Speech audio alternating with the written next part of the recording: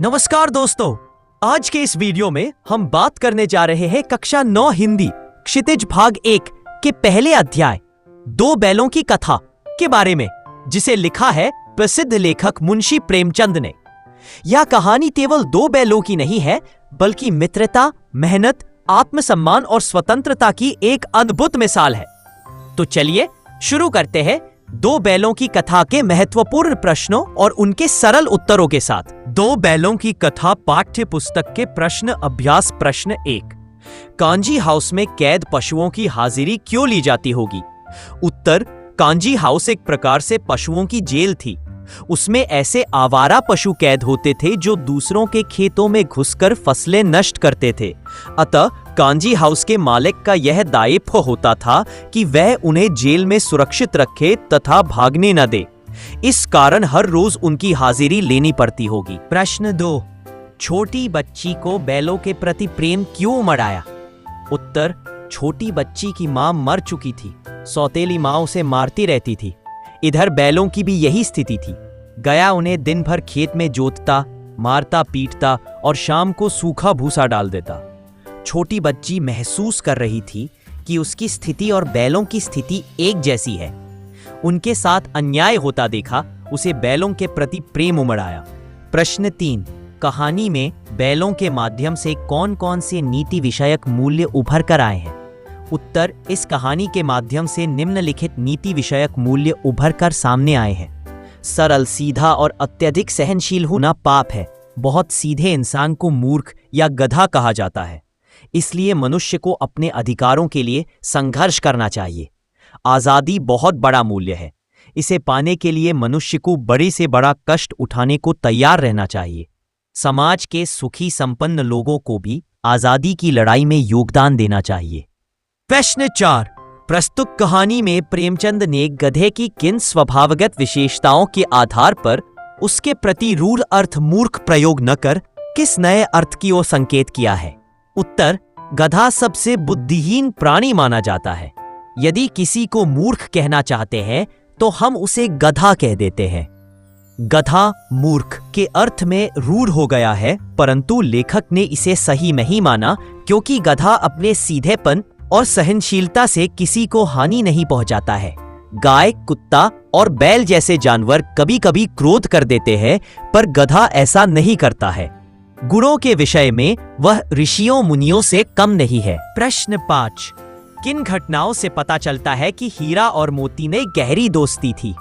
उत्तर, इस कहानी में अनेक घटनाएं ऐसी हैं जिनसे पता चलता है कि मोती और हीरा में गहरी दोस्ती थी। 1, दोनों साथ गाड़ी में जोते जाते थे तो यह कोशिश करते थे कि गाड़ी का अधिक भार दूसरे साथी के कंधे पर न आकर उसके अपने कंधे पर आए। 2, गया ने हीरा के नाक पर डंडा मारा तो मोती से सहा न गया। वह हल, रस्सी, जुआ, जोत सब लेकर भाग पड़ा। 3, जब मटर के खेत में मटर खाकर दोनों मस्त हो रहे तो वे सींग मिलाकर एक दूसरे को ठेलने लगे। 4, जब उनके सामने विशालकाय सांड आ खड़ा हुआ तो उन्होंने योजनापूर्वक एक दूसरे का साथ देते हुए उसका मुकाबला किया। 5, मोती पकड़ा गया तो हीरा उसे अकेला छोड़ने वापस लौट आया। 6, कांजी हाउस में हीरा ने दीवार तोड़ने की कोशिश की तो मोती ने उसका अधूरा काम पूरा किया और स्वयं भी बंध गया। प्रश्न 6, लेकिन औरत जात पर सींग चलाना मना है। इस कथन के माध्यम से स्त्री के प्रति प्रेमचंद के दृष्टिकोण को स्पष्ट कीजिए। उत्तर, इस कथन से यह पता चलता है कि प्रेमचंद नारी जाति का अत्यधिक सम्मान करते थे। नारी त्याग, दया, ममता, सहनशीलता का जीता जागता उदाहरण है। विपरीत परिस्थितियों में यदि उसमें क्रोध जैसे भाव आ भी जाए तो भी उसकी गरिमा कम नहीं होती। लेखक ने यह संदेश दिया है कि जब पशु भी नारी जाति का सम्मान करते हैं तो मनुष्य को हर परिस्थिति में नारी का सम्मान करना चाहिए। प्रश्न 7, किसान जीवन वाले समाज में पशु और मनुष्य के आपसी संबंधों को कहानी में किस तरह व्यक्त किया गया है? उत्तर, किसान जीवन में पशु और मनुष्यों के संबंध अत्यंत आत्मीय रहे हैं। किसान पशुओं को घर के सदस्य की तरह प्रेम करते हैं। झूरी हीरा और मोती को बच्चों की तरह स्नेह करता था। उसने उनके सुंदर नाम रखे, हीरा और मोती। जब दोनों लौटे तो झूरी और गांव के बच्चे अत्यंत प्रसन्न हुए। इससे स्पष्ट है कि किसान पशुओं से मानवीय व्यवहार करते हैं। प्रश्न 1। इतना तो हो ही गया कि 9-10 प्राणियों की जान बच गई। इस कथन के आलोक में मोती की विशेषताएं बताइए। उत्तर। मोती परोपकारी, साहसी और आशावादी था। उसने बाड़े की दीवार गिराकर अन्य जानवरों की जान बचाई। वह सच्चा मित्र था क्योंकि उसने हीरा को अकेला नहीं छोड़ा। उसे विश्वास था कि ईश्वर उन्हें अवश्य बचाएंगे। प्रश्न 9। आशय स्पष्ट कीजिए। क। अवश्य ही उनमें कोई ऐसी गुप्त शक्ति थी जिससे जीवों में श्रेष्ठता का दावा करने वाला मनुष्य वंचित है। ख। उस एक रोटी से उनकी भूख तो क्या शांत होती, पर दोनों के हृदय को मानो भोजन मिल गया। उत्तर। कि हीरा और मोती बिना बोले एक दूसरे के मन की बात समझ लेते थे। मनुष्य स्वयं को श्रेष्ठ मानता है, परंतु उसमें यह शक्ति नहीं होती। ख। नन्ही लड़की ने बैलों को एक रोटी दी। उस रोटी से उनकी भूख तो नहीं मिट सकी, परंतु उसके प्रेम ने उनके हृदय को तृप्त कर दिया। प्रश्न 10। गया ने हीरा मोती को दोनों बार सूखा भूसा खाने के लिए दिया क्योंकि वह हीरा मोती के व्यवहार से दुखी था। रचना और अभिव्यक्ति। प्रश्न 11। हीरा और मोती ने शोषण के खिलाफ आवाज उठाई, लेकिन उसके लिए प्रताड़ना भी सही। इस प्रतिक्रिया पर अपने विचार व्यक्त करें। उत्तर। हीरा और मोती का यह कदम बिल्कुल सही था। यदि वे विरोध न करते तो उनका लगातार शोषण होता रहता। उन्होंने अपनी प्रताड़ना सहकर भी यह सिद्ध किया कि अन्याय के विरुद्ध आवाज उठाना जरूरी है। प्रश्न 12। क्या यह कहानी आजादी की लड़ाई की ओर संकेत करती है? उत्तर। हाँ, हीरा मोती ने अपनी परतंत्रता से मुक्ति पाने के लिए जो संघर्ष किया वह आजादी की लड़ाई का प्रतीक है। अन्याय और बंधन के विरुद्ध उनका विद्रोह स्वतंत्रता की भावना को दर्शाता है। भाषा अध्ययन। प्रश्न 13। कहानी में से निपात वाले 5 वाक्य छाटिए। उत्तर। ही वाले वाक्य। 1। दोनों साथ उठते, साथ नांद में मुंह डालते और रथ ही बैठते थे। 2।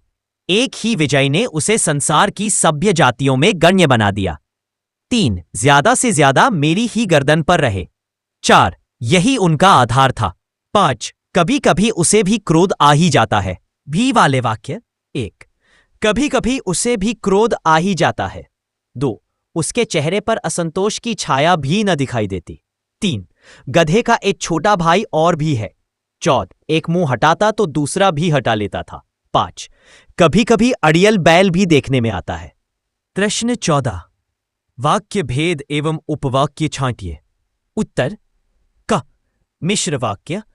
प्रथम रे से पड़े हुए सभी जानवर चेत उठे। संज्ञा उपवाक्य। मिश्र वाक्य। जिसकी आंखें लाल थीं। विशेषण उपवाक्य। ग। मिश्र वाक्य। गया के घर से नाहक भागे। घ। मिश्र वाक्य। तो बिकेंगे। क्रिया विशेषण उपवाक्य। मिश्र वाक्य। तो बेमारे न छोड़ता। प्रश्न 15। 5 मुहावरे और उनके वाक्य। 1। जी तोड़ काम करना। भारतीय श्रमिक जी तोड़कर काम करते हैं। 2। गम खा जाना। भारत के मजदूर गम खा जाते हैं, हाय तौबा नहीं मचाते। 3। ईंट का जवाब पत्थर से देना। यह दुनिया उसी का सम्मान करती है जो ईंट का जवाब पत्थर से देता है। 4। दांतों पसीना आना। कुत्ते को भगाने में माली को दांतों पसीना आ गया। 5। कसर उठाना। मालिक के कहने पर हम हर काम कर देते हैं, कोई कसर नहीं छोड़ते। तो दोस्तों, ये थे 2 बैलों की कथा के सभी प्रश्नों और उत्तरों के सरल समाधान। उम्मीद है कि इस वीडियो से आपकी समझ और तैयारी दोनों बेहतर हुई होगी।